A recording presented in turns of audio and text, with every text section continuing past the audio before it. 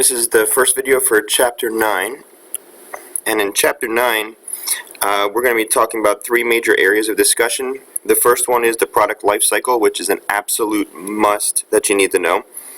The second one is new product development, and the third one is dealing with managing brands.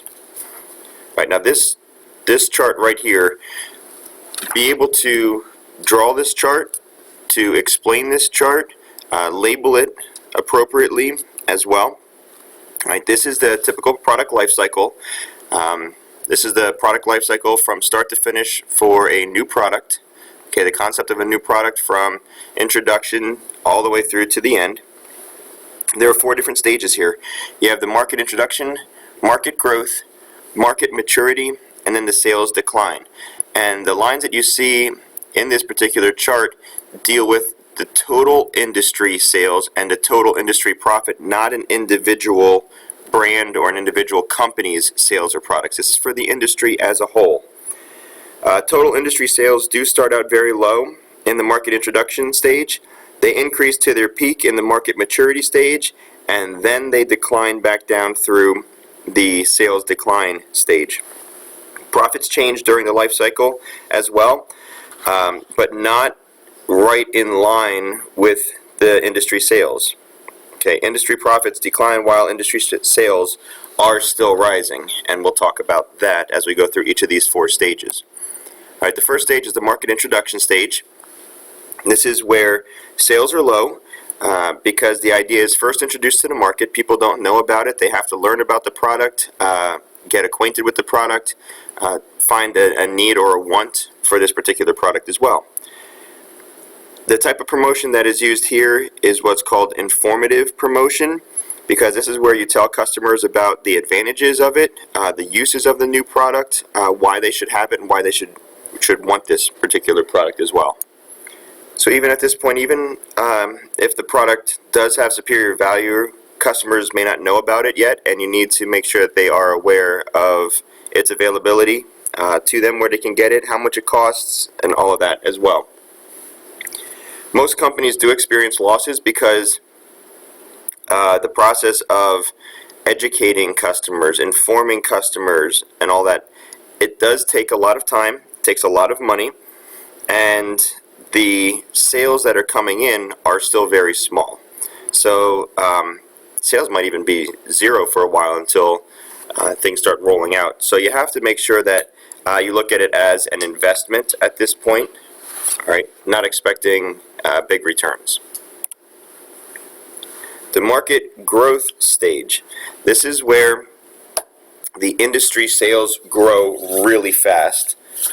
But in this one, the industry profits rise and then start to fall. The company who is the first to the market is often referred to as an innovator, and the innovator is the one who realizes the large profits, and then those large profits are what attract other competition to this particular product line. Competitors, they may try to copy the innovator, they may try to improve upon what they have done. Let me just say that as the competitors start coming into the market, we now have monopolistic competition, from what you learned from earlier chapters as well. So that begins to develop, and industry profits will reach their peak in this stage, but begin to decline as more and more competition enters this particular market, and then consumers will see the products as being relatively homogeneous, whereas price can be a big factor as well, and price sensitivity becomes an issue where prices become more affordable, which is decreasing the sales and also decreasing the profits eventually as well. One term I want you to be aware of that is not in this chapter is what's called the first mover advantage. And the first mover advantage is the advantage that you have for being the first one to offer a product to the market. You're the only option, you're the only one that they have to go with, so you can potentially have a really good initial base of customers if your product is priced right and it is doing exactly what it says it does. The quality is good as well. But it can be a disadvantage if you have a cheaply made product, you rush it to the market just to be able to try to get that advantage. It can actually count against you as well. The market maturity stage, this is where sales begin to just level off. Profits within the industry continue to drop throughout this stage.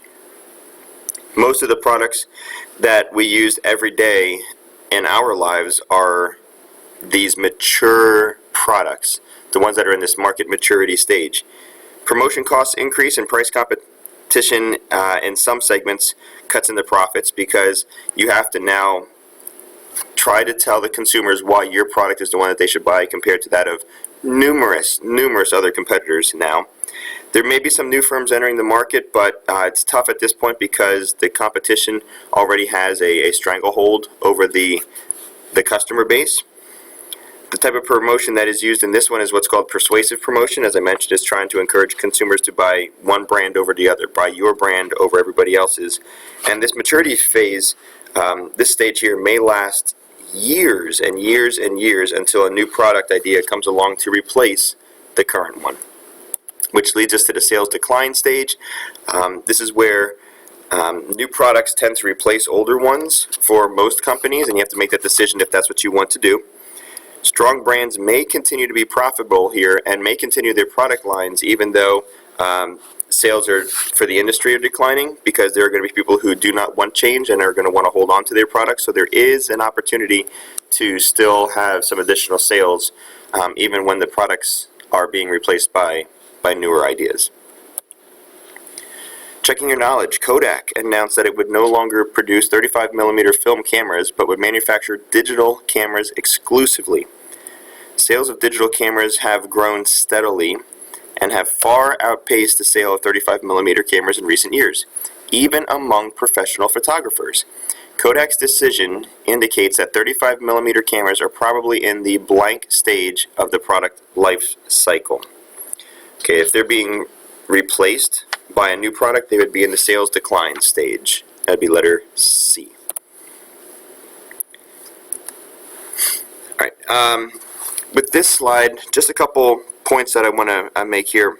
Sales and profits for an individual brand do not necessarily follow the same pattern that the product life cycle follows.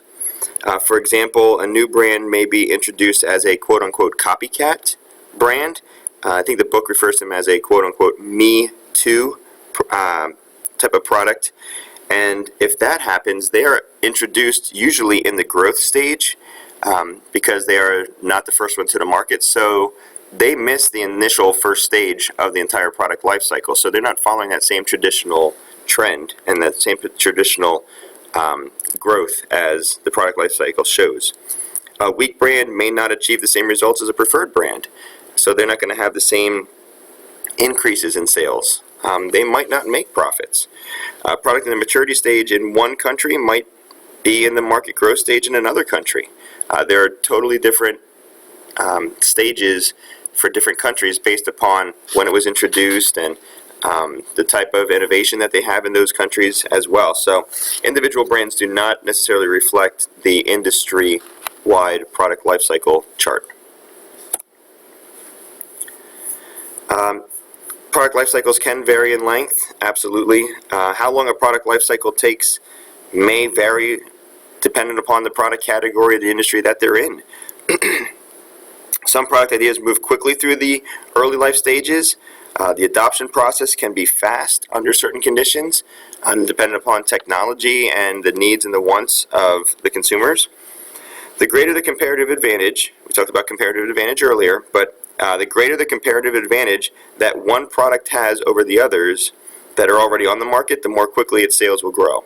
So if you can produce things more efficiently, lower costs, you can definitely have a major advantage over that of the competition.